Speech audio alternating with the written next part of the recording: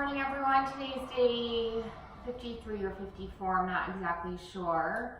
5 minutes of yoga almost every single day. And this morning I actually got up earlier than I needed to, and I decided to clear out the bottom of one of my closets that's been just bothering me. I have like 3 suitcases in there that I knew I can stick one into the other one, so that was like on my to-do list to do.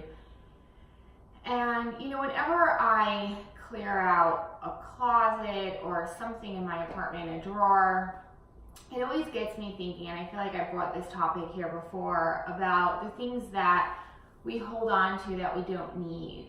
And I find it very, like it correlates to my emotional life, my spiritual life, and my physical life. And for many of us who have a hard time with, you know, clearing things out, letting go of old things, we get to look at how does that reflect our inner life as well. And is that something that we have a hard time doing? And sometimes it's just about opening the closet and taking the stuff out and looking, what am I holding on to? Like, what am I holding on to that no longer serves me? I don't need anymore. I haven't needed it for a while.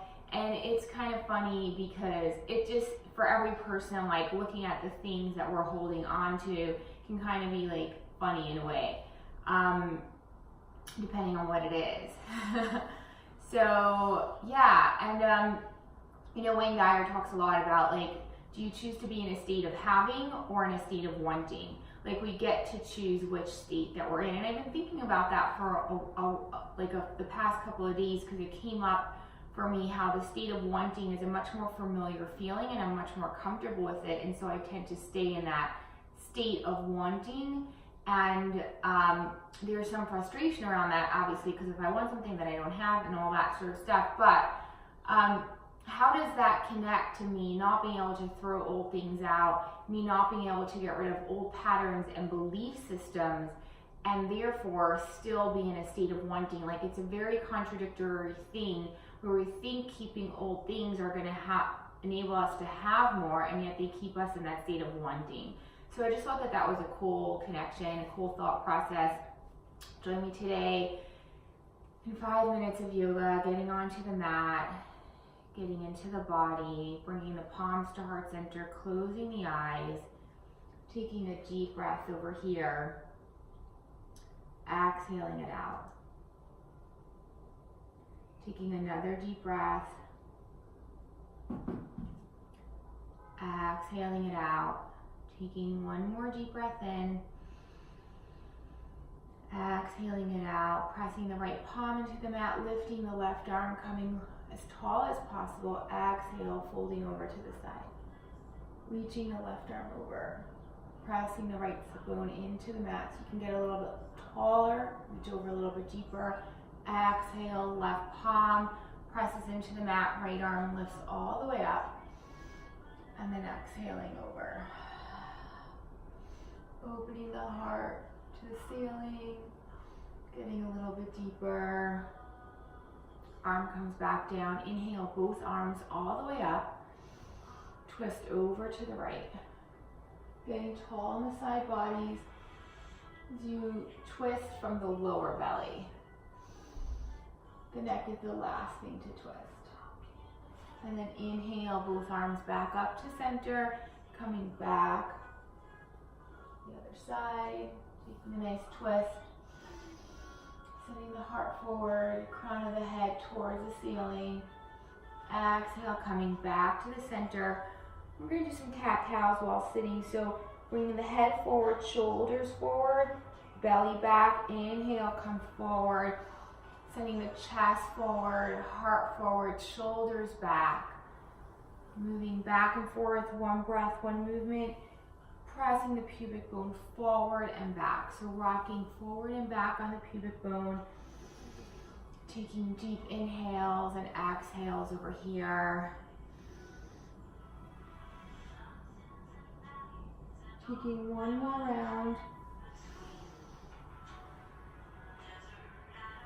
And dropping the head to the right, back, the left, and then forward, and then the other way. Just finding a sense of stillness and being in the body. Getting comfortable with just being in the body. Many of us are like human doers as opposed to human beings. And then taking the block out, just sitting on a block or a blanket and just putting it to the side. And we're going to come into a downward facing dog. This might be your first downward facing dog of the day, so just getting comfortable in it. Pressing the palms into the mat. Dropping the belly, pressing the toes into the mat, lifting the knees, coming into downward facing dog.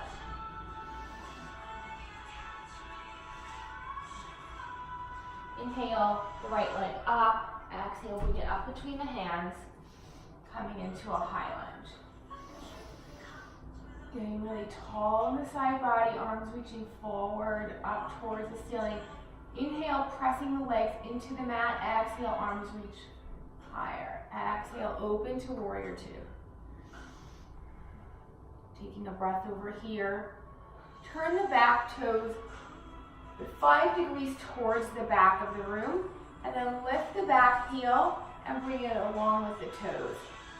So your stance just got a little wider. Come into peaceful warrior. And then cartwheel the arms to frame the front foot, and then straighten both legs, coming into pyramid. Bring the back leg up and just hang over both of the legs. Bring the pointer finger around the big toe for yogi toe lock. Bend the elbows out, getting even longer in the side body. Send the heart forward, straightening the arms. Exhale, bend the arms. Coming deeper into the fold. Inhale, both of the arms coming all the way up. Exhale, fold over the legs. Inhale the left leg back. Bring both of the hands inside. Come into wide-legged stance. Slowly coming back up. And then turn the left toes to face the back of the mat. Arms come out to the side. Warrior two. Taking a deep breath over here, coming into peaceful warrior. Come back into warrior two. Cartwheel the arms to frame the front foot. Bend the front knee, coming into high lunge on the other side. Again, pressing the feet into the mat to get taller in the side body. Exhale, straighten the front leg, coming into pyramid.